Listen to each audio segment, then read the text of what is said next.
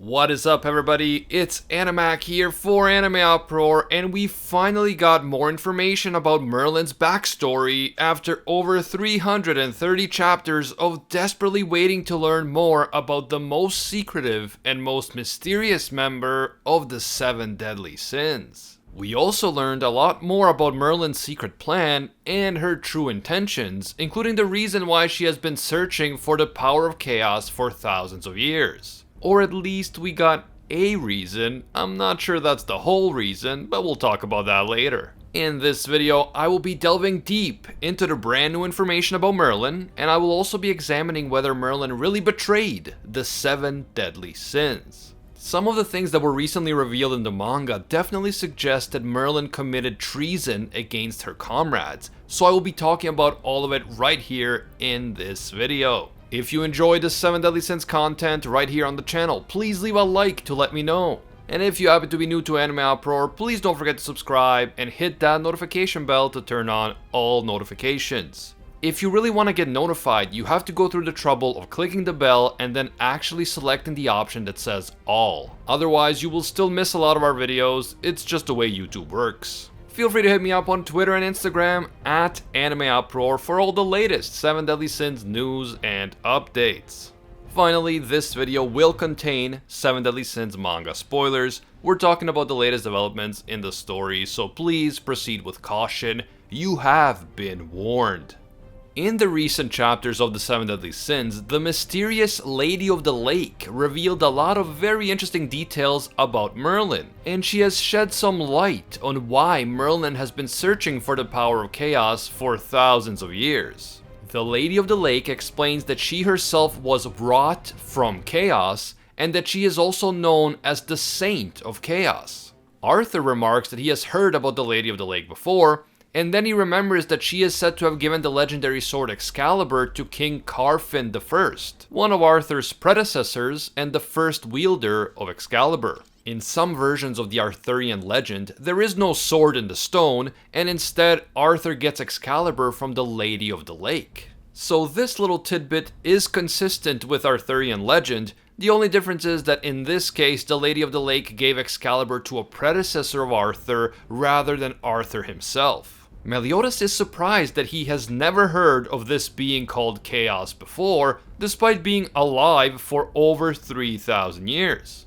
But the Lady of the Lake explains that Merlin has been deliberately hiding the existence of the Chaos deity from the sins and from everyone else. We then finally get a proper flashback to Merlin's childhood, and we learn more about the tragic life of this secretive and mysterious sin. As we already know, over 3,000 years ago, there existed another major kingdom or city-state, whatever it was, in Britannia. And this city was called Belialwyn, the capital of the wizards. The citizens of Belialwyn were apparently humans, but they were a superior form of human because they possessed unique magical powers and abilities. These wizards did not side with either the demons or the goddesses during the Holy War, and they focused most of their energy on researching magic in order to become even stronger. But although research and the expansion of knowledge were their primary goals on the record, off the record, the wizards also wanted to make sure that they would be able to fight against the higher ranked goddesses and demons if it ever came down to it. They wanted to ensure that they could keep their neutral status in the war and maintain their freedom and independence. And they were prepared to go to any extent to accomplish this goal. They would single out any child who was born with an aptitude for magic at a very young age, and they would then experiment on the children as test subjects. The wizards wanted to gain as much magical knowledge from these children as possible, and they wanted to turn the children into incredibly powerful wizards who could one day protect them from any external threats. This is the situation that Merlin was born into, and in fact, Merlin was determined to have the strongest and most unique magic out of all the children in Belialwyn, the power of infinity.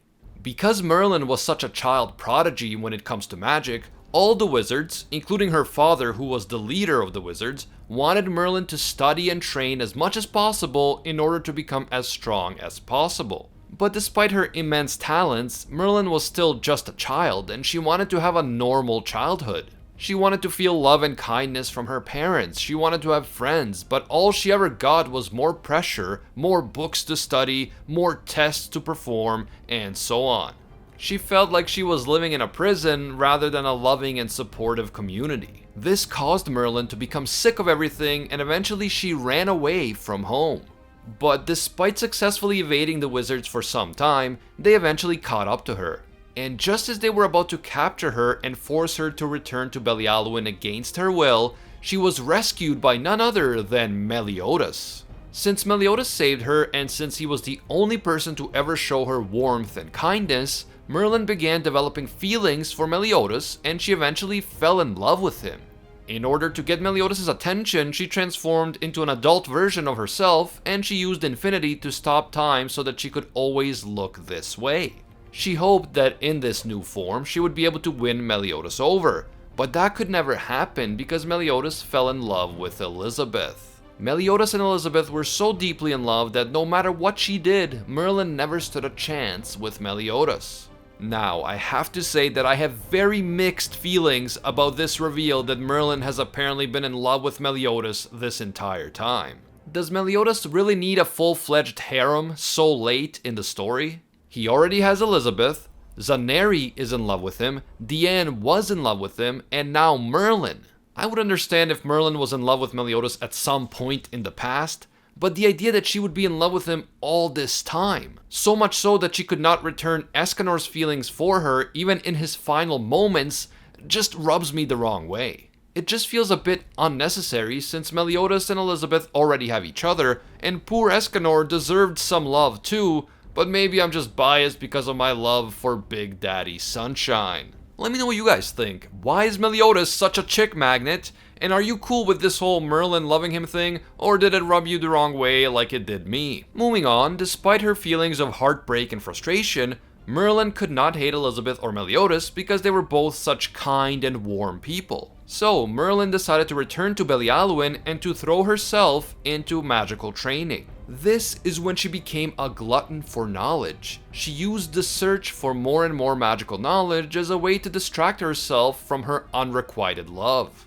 But no matter how hard she threw herself into her studies and research, she never felt fulfilled. Then, one day she heard some older wizards talking about chaos, an entity that was born amidst ancient stars far, far away, and the very entity which is said to have created this entire world in the first place, including the Demon King, the Supreme Deity, and the sacred tree of the fairies.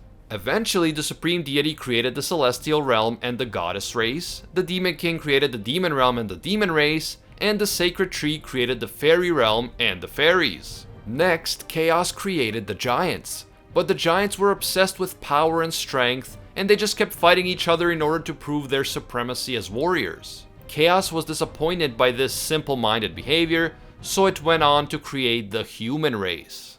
The humans became the perfect race, the one closest to Chaos, because they were the most complex. They were not one-dimensional. They could be both aggressive and kind, ruthless and compassionate, beautiful and despicable, all at the same time. They were creatures of both light and darkness, and this made them closest to Chaos out of all the races. When they saw that Chaos favored the human race, the Demon King and the Supreme Deity became jealous, and they decided to seal Chaos away so that their dominion over their own clans would not one day be taken away by their creator. Once she found out about this, Merlin spent the last 3 millennia trying to resurrect Chaos. Merlin was convinced that if she could do something as drastic as resurrect Chaos, the first and most powerful being, the creator of everything and everyone in this world, then her hunger for knowledge would finally be satiated and her starving heart would finally be fulfilled. In order to resurrect Chaos, Merlin had to meet a number of strict conditions, including the outright defeat of the Demon King, and in order to achieve this, she used the 7 deadly sins. At first, the sins refused to believe that Merlin has been keeping such major secrets from them this whole time, and they refused to believe that Merlin used them in order to achieve her hidden goals. But the Lady of the Lake reveals that Merlin has been secretly working on her plan since the time of the previous Holy War.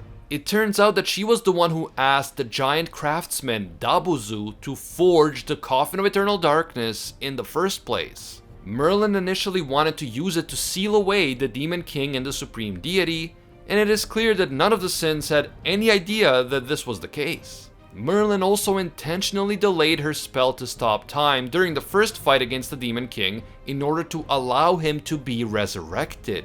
And she even reactivated the deadly curse on Elizabeth after Meliodas had broken it. And finally, Merlin was the one who drove the Sins' combo move into the lake during their final battle against the Demon King. The Sins still refuse to believe this, but I have to say that if this is true, then it is clear that Merlin did indeed manipulate and betray the 7 deadly sins, at least to some extent. Merlin explains that in order to revive Chaos, it was not enough to seal away the Demon King and the Supreme Deity. One of them had to be completely destroyed so that the balance between light and darkness would be disrupted. She also explains that she needed explosive magic in order to resurrect Arthur, and that is why she sent the combo move into the lake. Although if she hadn't done that, then the force of the magic would have caused much greater collateral damage. Meliodas can't believe what he is hearing. He asks if Merlin really restored Elizabeth's curse, putting her life in danger in the process, but Merlin says that if she hadn't done that, Meliodas would not have been committed to destroying the Demon King once and for all.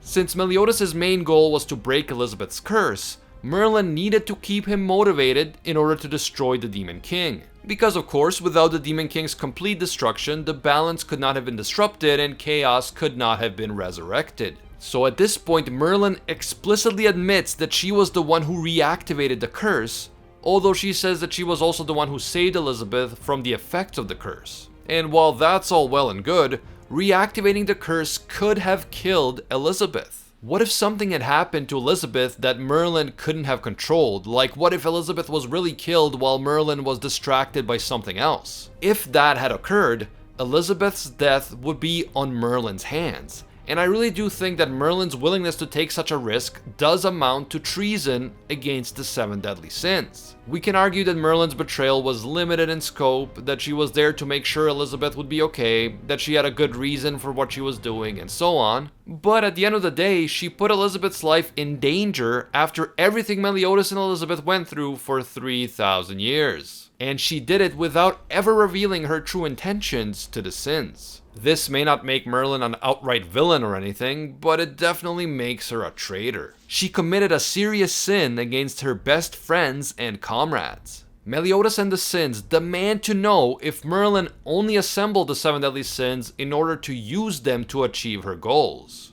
The Lady of the Lake chimes in, saying that hating someone so much you want to kill them, but being able to love them at the same time, is the essence of being human. That seeming contradiction is what makes humans so unique and what makes them closer to Chaos than any other race. Chapter 337 ends as the Lady of the Lake wonders whether Merlin and the Sins, since they are all from different races, will ever truly be able to understand each other, and this whole thing left me really confused. I mean, okay, I liked the fact that we finally got more of Merlin's backstory, and I thought that this idea of her being experimented on as a child due to her unique magical abilities was a nice touch. It showed us that despite being incredibly gifted with magical talent, Merlin still had a pretty hard and difficult life. Her blessing was also a curse because it led her to not being able to have a proper childhood because she was constantly pressured to get stronger and stronger. And so she never got to feel love and support from her parents or from her community.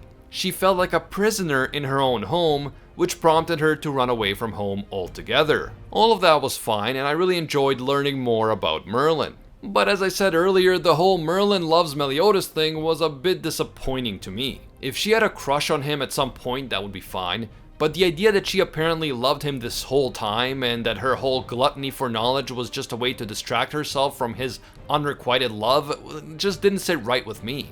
Also, if I was Bond, I would keep Elaine far away from Meliodas because this guy just gets all the chicks. But beyond the whole love thing, I'm wondering why exactly did Merlin go through all of this trouble for 3,000 years to resurrect Chaos? I mean, she was even willing to repeatedly deceive her friends and to put her so-called big sis Elizabeth in direct danger. So why was she so determined to resurrect Chaos? What is the real reason? Is it just because she is obsessed with obtaining more knowledge about this mysterious entity? Or does she want to use the power of Chaos to do something important, like potentially revive the dead, including Escanor? Or does she believe that the only way to end the cycle of light and darkness and end the wars and suffering is to bring back Chaos? Or is she motivated by something else entirely? We still don't know for sure. It's suggested that it's because of her love for Meliodas, but then there's other indications that this might not be the whole story, so I just don't know. Be sure to give me your thoughts down in the comments below. What are Merlin's true motivations behind wanting to resurrect Chaos? And why is she willing to go so far to do it? Finally, what was all that stuff at the end with the Lady of the Lake saying that she doesn't know whether members of different races will ever be able to truly understand each other? I feel like the whole concept of the 7 Deadly Sins story was that the 7 sins, even though they're from different races, have been working together and being good friends this entire time. There are also multiple examples of members of different races falling in love with each other, so even bringing up the idea that different races may not be able to truly understand each other this late in the story just doesn't make sense to me. Feel free to hit me up with your take down in the comments below. A big shout out to my visual editor DakotaBroskie for being so reliable and helping us get these videos out to you guys at the rate that we have been doing. Please show the man some love and check out his YouTube channel. His weeb credentials are top tier, and he is one of the amazing people who make what we do possible. If you enjoyed this video and you want to see more 7 Deadly Sins content right here on the channel, please leave a like to let me know. And if you happen to be new to AnimeUproar, don't forget to subscribe and hit that notification bell to turn on all notifications. You could also hit me up on Twitter and Instagram at AnimeUproar for all the latest channel and 7 Deadly Sins news and info. I want to give a big thank you to all of our AnimeUproar patrons who support our work and make videos like this one possible. With all the problems facing YouTube right now, patrons are more important than ever and we really appreciate it. Special thank you to our Pro Hero tier patrons, including the one and only Gilgamesh, Nothing But a Fan, Jason Wilson, King Zeldris, $50 Beat, Anatoly Kazatsky, Alpha Dio, Angel Cruz, and Team Sparky 65. And I can't forget the ones who rise above all other clans. A massive thank you to our The One tier patrons, including Ingrata, Alolanadam, Matty Mac, Makotakun, The World, Steelers, and The School Bus. If you enjoy our videos and you feel they provide value for you, please consider becoming a patron. Even a single dollar will give you access to our patron exclusive Discord, and your name will appear in our videos along with these legendary people. As always, thank you guys so much for watching, and until next time, see ya, Space Cowboys.